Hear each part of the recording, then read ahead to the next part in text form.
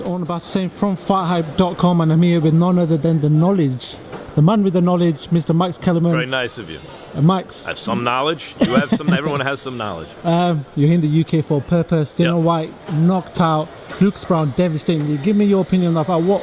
What's your reaction to that fight? It was a great performance by Dillian Whyte, who started, he started as an amateur so late. He really shouldn't be this good. Okay. And I know in boxing and modern boxing, we've seen this now come up more than it has in the past, partly because the UFC has risen and has peeled some talent away, and so that it's not quite as difficult to achieve on a world-class or quasi-world-class level without a deep amateur background.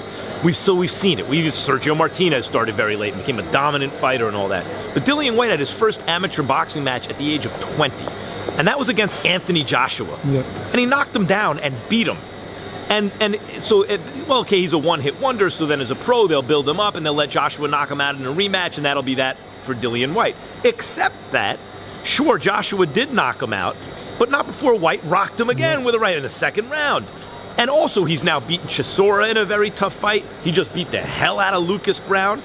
He was in with the right guy. Whenever someone looks this good, it's because he's been matched properly, or in a way to make him look that good. But then the question is also, do you see improvement? Absolutely yes. His conditioning looked better. He mixes it up to the head and body as well as any heavyweight. He concentrates on the body more than just about any heavyweight, except for Joseph Parker. He has a fluidity to his style. He's able to generate power on shots that should be slapping, but he gets enough torque or something on them that they land with decent power. He doesn't throw the haymakers early. He waits till he finds the guy and throws those more quick-fisted shots that have surprising snap on them early, and then those turn into the shots he puts his body behind later. He's an improving fighter in just about every way. And he enters a heavyweight division that, since Klitschko's reign is over, is now not only open, wide open. We've seen Joshua. I mean, Joshua is tremendous, the biggest star in boxing. But we've seen him rocked by Dillian Whyte and by Vladimir Klitschko, and that's part of what makes Joshua so compelling. He has such heart. He'll pick himself up off the deck, and at the same time, enough vulnerability that he's down there in the first place.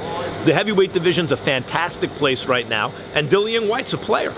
Talking about Dillian Whyte, then he's put himself maybe in a slot to fight Deontay Wilder in the future. Yep. If not next, in the immediate future. If not next, there could be a fight between him and Brazil for that fight against Wilder. But if not, if he does fight Wilder, what happens in that fight?